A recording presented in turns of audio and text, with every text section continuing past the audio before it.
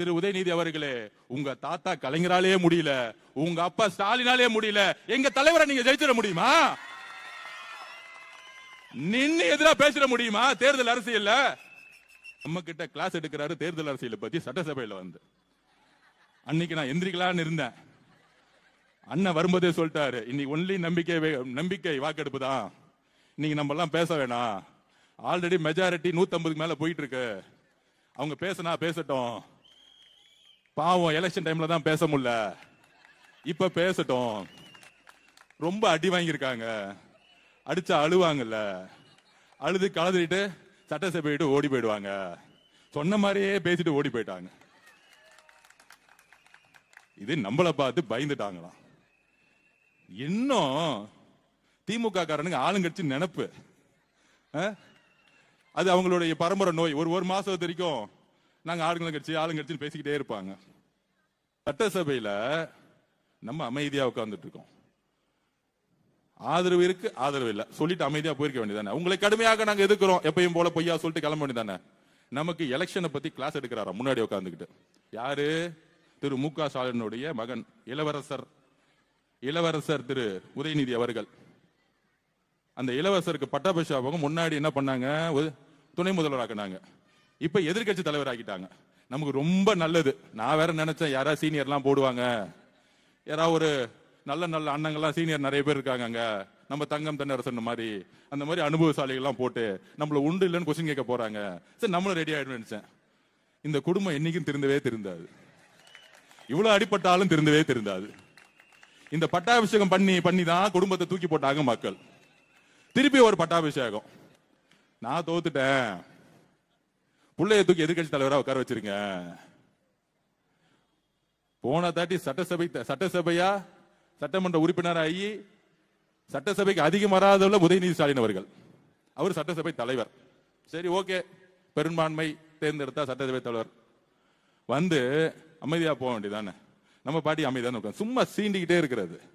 வந்து சொல்றாரு நம்ம கிட்ட, நீங்க 35% ஓட்டு எடுத்துட்டீங்க,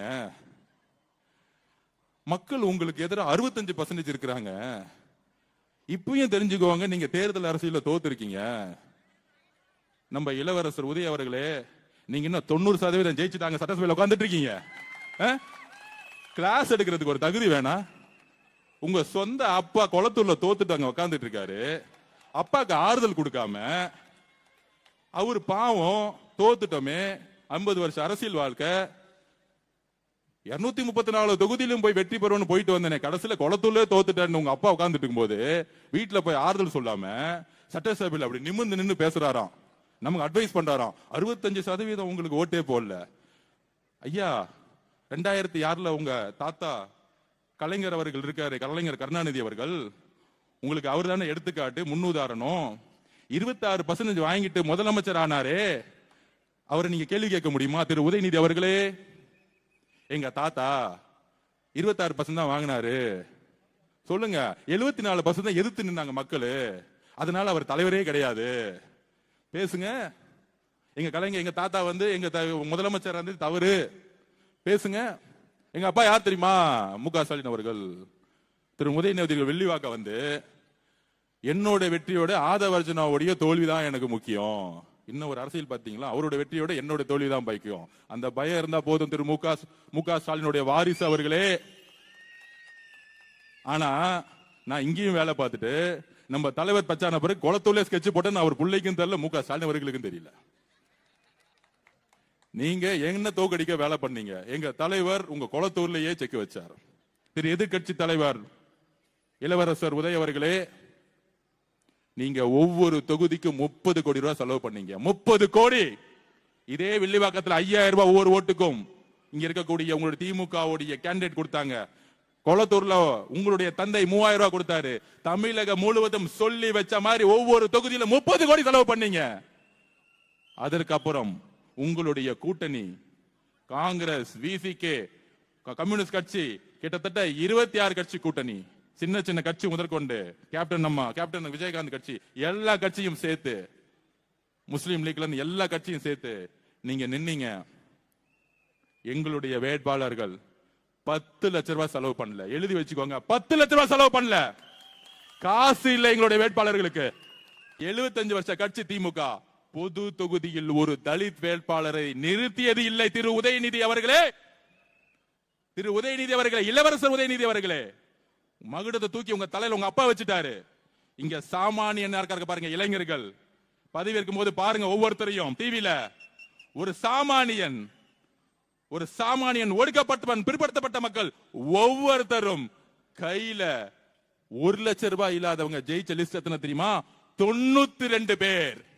92 பேர் கையில 1 லட்சம் ரூபாய் இல்ல. 1 லட்சம் ரூபாய் இல்ல கையில, சொல்லி வச்ச மாதிரி. இது புரட்சி இல்லையா? திமுக சமூக நீதினு சொல்றீங்களே, எங்கேயாச்சும் தலித் சகோதரர்களை பொது இடத்துல நின்னு தைரியமா ஜெயிக்க வச்சிருக்கீங்களா? எங்க தலைவர் விஜய் அவர்கள் தலித் சகோதரர்களை பொது இடத்துல நின்று ஜெயிக்க வச்சிருக்காரு. எங்க உங்க சமூக நீதி? எங்களது உங்க சமூக நீதி? மத அரசியல தூக்கி போட்டாரு. என் பெயர் சி ஜோசப் விஜய்னு. நான் கிறிஸ்துவ குடும்பத்தில் பிறந்திருந்தாலும் என்னுடைய ஐடென்டிட்டியை நான் மறக்க மாட்டேன்னு சொல்லி மத அரசியலை ஒழிச்சிருக்காரு. மத அரசியலை ஒழித்து, ஜாதி அரசியலை ஒழித்து, பண அரசியலை ஒழிச்சு, இளைஞர்களுக்கும் பெண்களையும் சாதாரண குடும்பத்தில் வேட்பாளர்கள் நிப்பாட்டி இன்னைக்கு சட்டசபையில் தைரியமாக நிமிந்து உட்கார வச்சிருக்காரு. இதுக்கு மேல என்ன புரட்சி வேணும்? இளவரசர் உதய அவர்களே, உங்களுக்கு என்ன தகுதி இருக்கு எங்களுடைய தலைவர் முதலமைச்சரை பார்த்து கேள்வி கேட்பதற்கு? என்ன சாதிச்சிருக்கீங்க நீங்க? நாங்க ரோட்ல இருந்து வந்திருக்கோம். நீங்க உங்க அப்பா தலையில மகுடத்துல இருந்து வந்திருக்கீங்க. உங்க அப்பா இன்சியல் இல்ல. ஒரு தொகுதியை தண்ணியை நின்று ஜெயிச்சு காமிச்சிருங்க. 6 வருஷம் ஆசில் விட்டு போயிடுறேன். திரு மு க ஸ்டாலின் அவர்களுடைய குடும்ப வாரிசை தூக்கி போட்டு, திரு கலைஞர் அவர்களுடைய பேரை தூக்கி போட்டு, திமுக கட்சியை விட்டுட்டு தனியா நின்னு ஒரு தொகுதியை ஜெயிச்சு காமிங்க. உங்களுக்கு அப்ப எங்க தலைவரை பார்த்து கேள்வி கேட்கறதுக்கு எல்லா உரிமையும் இருக்கு. உங்க குடும்பத்தோட ஐடென்டிட்டிலையும் அண்ணா உருவாக்கக்கூடிய கட்சியிலையும் திமுக அந்த இடத்துல கொஞ்சம் ஸ்கெட்ச் போட கொஞ்சம் தவறிட்டு சேப்பாக்கத்துல எல்லா போக்கஸ் அவங்க அப்பா மேல இருந்துச்சு. அடுத்தது வச்சுக்கலாம். கேள்வி கேட்டுட்டாங்கல்ல, தலைவரை பார்த்து கேள்வி கேட்டாங்கல்ல, பதில் கொடுப்போம், கரெக்டான டைம்ல கொடுப்போம்.